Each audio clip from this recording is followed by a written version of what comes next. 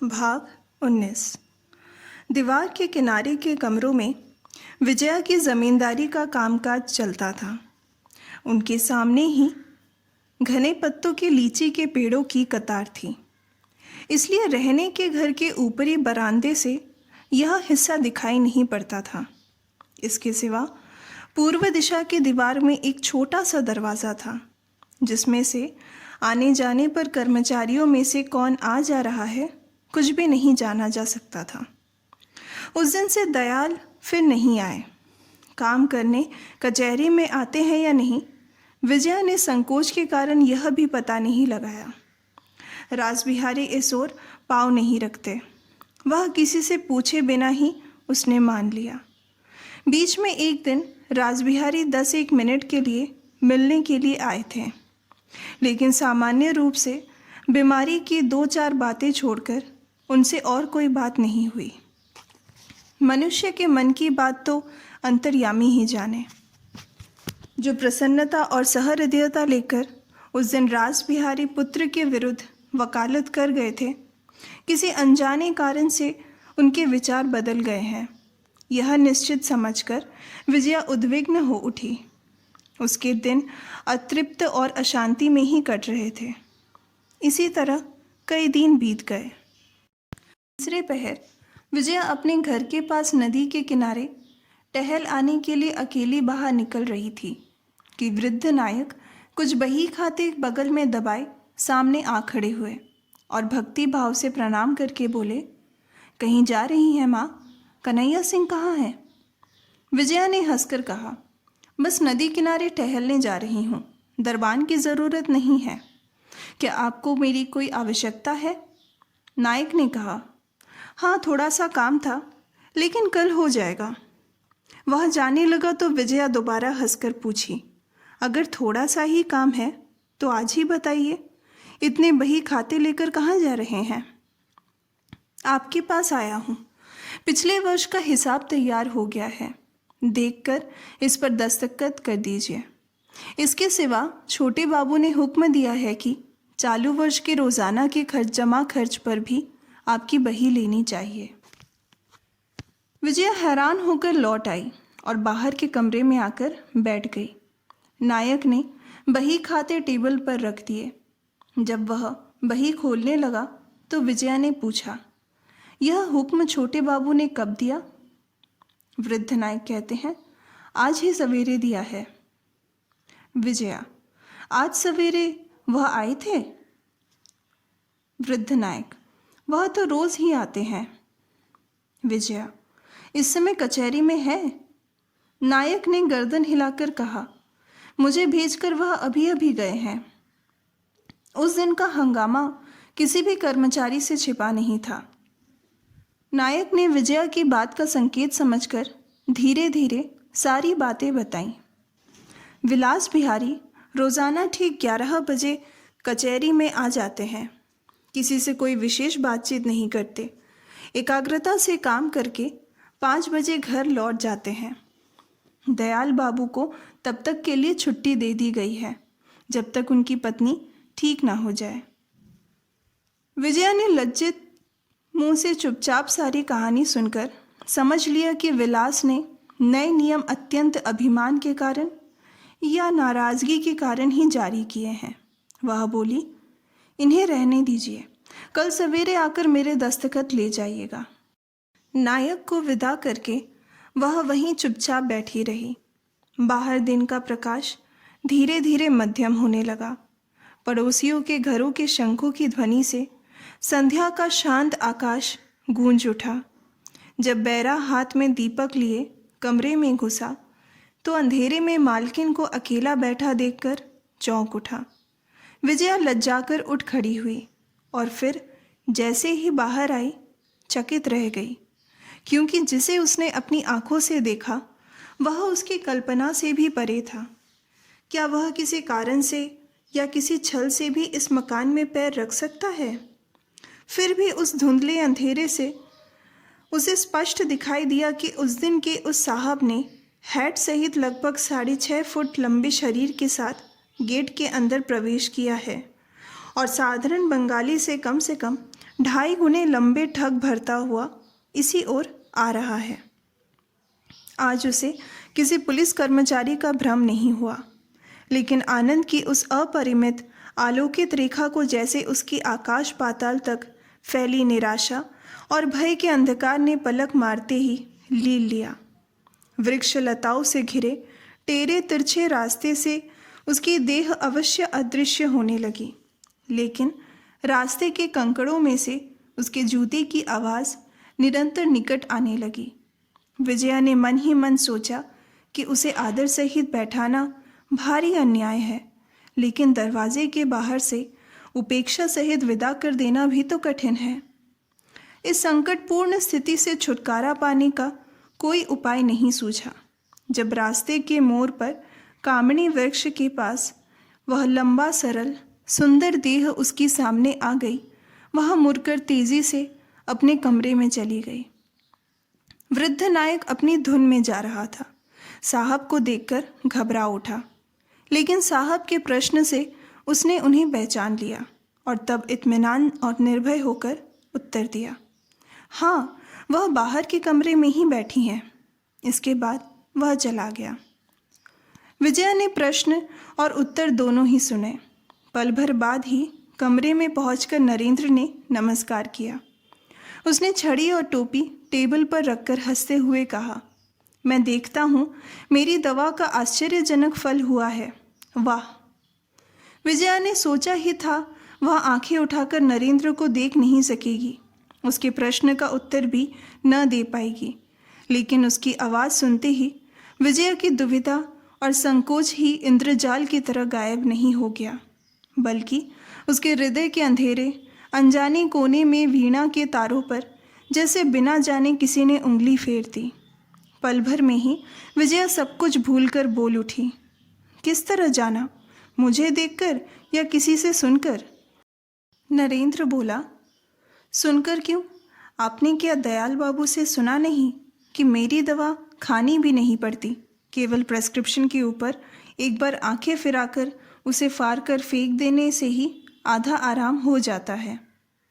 और अपने इस मजाक से खुश होकर अपने ठहाके से सारा कमरा हिला दिया। विजया ने समझा दयाल से सब कुछ सुनकर आज यह मजाक उड़ाने आए हैं, इसलिए इस असंगत ठहाके से असंतुष्ट होकर ताना मारते हुए उसने कहा, ओह, इसलिए शायद बाकी आधा अच्छा करने के लिए दया करके फिर दवा लिख देने आए हैं। ताना सुनकर नरेंद्र की हंसी थम गई। उसने कहा, यह सच कहता हूँ, अच्छा तमाशा हुआ। विजया ने कहा, इसलिए जान पड़ता है इतने खुश हो रहे हैं। नरेंद्र का चेहरा गंभीर हो गया। उसने कहा, खुश हुआ हूँ? बिल्कुल नहीं। यह बात अस्वीकार तो अवश्य नहीं कर सकता कि सुनते ही पहले थोड़ी सी खुशी हुई, लेकिन उसके बाद दुख हुआ। यह सच है कि विलास बाबू का मिजाज उतना अच्छा नहीं है। अकारण नाराज होकर दूसरे का अपमान कर बैठते हैं, लेकिन इसलिए आप भी असहिष्णु बनकर उनसे अपमान की बातें कर बैठे, यह भी तो अच्छा नहीं है। सोच कर देखिए, बात खुलने पर भविष्य में कितनी बड़ी लज्जा और दुख का कारण बन जाएगी। मेरा विश्वास कीजिए, यह सुनकर मुझे वास्तव में बहुत दुख हुआ। मेरे कारण आप लोगों में इस प्रकार की एक अप्रीतिकर घटना घट जाने से। इस व्यक्ति के हृदय की पवित्रता से मन ही मन मुग्ध हो उठी।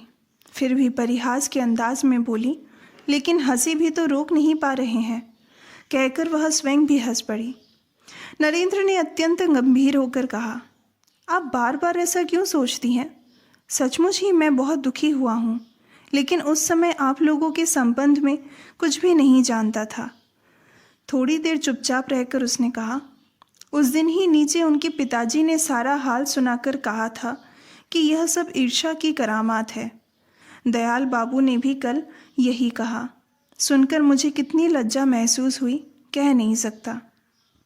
लेकिन मैं यह भी तो नहीं सोच पाता कि इतने लोगों में से मुझ में ही ईर्ष्या करके योग्य क्या है। आप लोग ब्रह्म समाजी हैं, आवश्यकता पड़ने पर सभी से बातें करती हैं, मुझसे भी की हैं। इसमें उन्हें क्या दोष दिखाई दिया? मैं तो अब तक नहीं खोज पाया। जो भी हो, आप लोग मुझे क्षमा कीजिए। और अपनी भाषा में उसे क्या कहते हैं हाँ, अभिनंदन आप लोगों को किए जा रहा हूँ। आप लोग सुखी हों।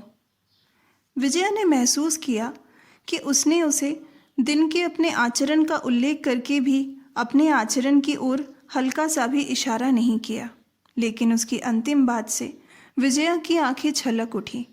गर्दन घुमाकर उसने किसी तरह आंसू संभाले। उत्तर की प्रतीक्षा किए बिना ही नरेंद्र ने पूछा, अच्छा, ये तो बताइए कि उस दिन कालीपत के साथ माइक्रोस्कोप स्टेशन पर क्यों भेजा था? विजया ने रूंधा गला साफ करके कहा, अपनी चीज़ आपने खुद ही तो वापस ले लेनी चाहिए थी। नरेंद्र बोला, यह ठीक है, लेकिन कीमत की बात तो उसके द्वारा आपने कहला नहीं भेजी थी। ऐसी दशा में तो मेरा विजया, हाँ, नहीं कहला भेजी थी। बुखार के कारण मुझसे भूल हो गई, लेकिन इस भूल का दंड भी तो आपने कुछ कम नहीं दिया। नरेंद्र ने लज्जित होकर कहा, लेकिन कालीपद ने तो कहा। विजया जल्दी से बोली, सो मैंने सुना है, उसने कुछ भी कहा हो, लेकिन आपने इस बात पर विश्वास कैसे कर लिया कि आपको उपहार देने की गुस्ताखी मुझसे हो सकती है? और अगर वह सचमुच ही की हो तो उसका दंड स्वयं क्यों नहीं दिया?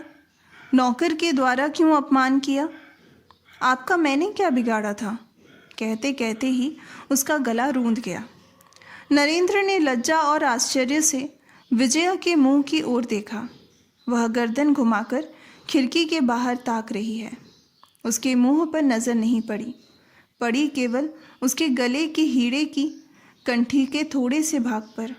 दीपक के प्रकाश से उसमें विचित्र रेशमियाँ फूट रही थीं। दोनों कुछ देर चुप रहे। फिर नरेंद्र ने दुखी स्वर में धीरे धीरे कहा, यह मैं तभी समझ गया था कि मैंने ठीक नहीं किया, लेकिन गाड़ी उस समय छूट चुकी थी। कालीपद का दोष क्या था? उस पर मेरा नाराज़ होना किसी भी तरह उचित नहीं हुआ। थोड़ा सा चुप रहकर फिर कहा, देखिए, मैं अच्छी तरह जान गया हूँ कि यह ईर्ष्या कितनी बुरी चीज़ है। वह अपनी धुन में केवल बढ़ती ही नहीं जाती, छूत की बीमारी की तरह हर तरफ दूसरों पर भी आक्रमण किए बिना नहीं रहती। मैं अच्छी तरह जानता हूँ कि मुझसे ईर्ष्या करने के समान भ्रम विलास बाबू को और कुछ हो ही नहीं सकता। उनके पिताजी ने भी उसके लिए लज्जा और दुख प्रदर्शित किया, लेकिन आप सुनकर शायद आश्चर्य करेंगी कि मुझसे भी उस समय कुछ कम भूल नहीं हुई। विजया ने मुंह फिराकर पूछा, आपकी भूल कैसी? नरेंद्र ने सहज और स्वाभाविक रूप से उत्तर दिया, मेरा अकारण अपमान करने के कारण आप वास्तव में ही दुखी हुई थी। आपकी बातें सुनकर उस समय सभी ने यह समझ लिया था। इसके बाद रासबिहारी बाबू ने जब नीचे जाकर अपने लड़के की उस ईर्ष्या की बात चलाकर मुझे दुख करने को मना किया, तब सहसा मेरा दुख जैसे और भी बढ़ गया। मैंने मन में फिर कर यही आने लगा कि निश्चय ही कुछ ही कारण है, अन्यथा कोई किसी से ईर्ष्या नहीं करता। आपसे सच कह रहा हूँ कि उसके बाद 8-10 दिन तक निरंतर मैं आपके बारे में ही सोचता रहा। आपकी बीमारी की वे बातें ही याद आती रही। इसलिए तो मैंने कहा कि यह बहुत ही भयानक छूत का रोग है। काम काज चूल्हे में गया। दिन रात आपकी ही बात मन में चक्कर काटने लगी। भला बताइए, इसकी क्या आवश्यकता थी? और यही नहीं, 2-3 दिन बेकार ही इसी रास्ते से पैदल चलकर गया और आया, केवल आपको देखने के लिए। इस तरह कितने ही दिनों तक यह पागल भूत मेरी गर्दन पर सवार रहा। कहकर वह हंसने लगा। विजया ने न मुंह फिराकर देखा, न किसी भी बात का उत्तर दिया। चुपचाप उठकर बगल के दरवाजे से वह अंदर चली गई। नरेंद्र सोचने लगा कि मैं अनजाने में और किस नए अपराध की सृष्टि कर बैठा। तभी बैरे ने आकर कहा, आप जाइएगा नहीं, आपके लिए चाय तैयार हो रही है। नरेंद्र जल्दी से बोल उठा, मुझे चाय की ज़रूरत तो नहीं है। लेकिन माँ जी ने आपसे बैठने को कह दिया है, कहकर बैरा चला गया। इस बात ने भी नरेंद्र को कम चकित नहीं किया। लगभग 15 मिनट के बाद नौकर के हाथ चाय और अपने हाथ में जलपान की प्लेट लिए विजया ने प्रवेश किया। दीपक की उस धुंधली रोशनी में शायद किसी की भी आंखें यह न पकड़ पाती कि 1000 प्रयत्न करने पर भी वह अपने मुंह पर से रोने की छाया पोंछकर भी हटा नहीं पाई है। लेकिन उसने कोई सहमति प्रकट नहीं की। इन थोड़े ही दिनों में उसने अनेक बातों में सतर्क होना सीख लिया है। जिस दिन एक तरह से अपरिचित होने पर भी उसने अपने अंदर का साधारण कौतूहल और इच्छा की चंचलता दबा ना पाने के कारण हाथ से विजया का मुंह ऊपर उठा दिया था, वह दिन अब नहीं रहा था। इसी से वह चुपचाप बैठा रहा। नौकर टेबल पर चाय रखकर चला गया। विजया उसी के पास जलपान की प्लेट लेकर अपनी जगह पर जा बैठी। नरेंद्र की प्लेट पास खींच ली और इस तरह खाने लगा जैसे उसकी प्रतीक्षा कर रहा था। 5-6 मिनट चुपचाप बीत जाने के बाद विजया ने ही पहले बात की। हंसकर बोली, आपने अपनी उस पागल भूत की बात समाप्त नहीं की? नरेंद्र शायद दूसरी बात सोच रहा था। मुंह उठाकर पूछा, किसकी बात कह रही हैं? विजया ने कहा, कहीं पागल भूत जो कुछ दिन पहले आपके कंधे पर चढ़ बैठा था, अब तो वह उतर गया ना? नरेंद्र हंस पड़ा, गर्दन हिलाकर बोला, हाँ उतर गया। चलो अच्छा हुआ, कहिए कि आप बच गए, नहीं तो कौन जानता है वह आपको और कितनी घुड़दौड़ कराता हुआ घूमता। चाय का प्याला मुंह से लगाकर नरेंद्र ने सिर्फ इतना ही बोला, हाँ। विजया ने कोई अच्छी बात कहनी चाहिए लेकिन कोई बात न खोज पाने के कारण लंबी सांस दबाकर चुप रह गई। दूसरे की गर्दन से भूत उतर जाने की आनंद की अनुभूति को खींच ले चलना उसकी शक्ति से बाहर हो गया। कुछ देर कमरे में खामोशी बनी रही। नरेंद्र ने धीरे से चाय खत्म करके प्याला टेबल पर रख दिया और तब पॉकेट से घड़ी निकालकर कहा, अब 10 मिनट ही रह गए हैं, मैं चला। विजया ने पूछा, कलकत्ता लौट जाने के लिए शायद यही अंतिम ट्रेन है? नरेंद्र उठकर खड़ा हो गया, लेकिन वह लगभग 1.5 घंटे बाद जाएगी, नमस्कार कहकर छड़ी उठाकर कुछ तेज चाल से वह कमरे से बाहर निकल गया।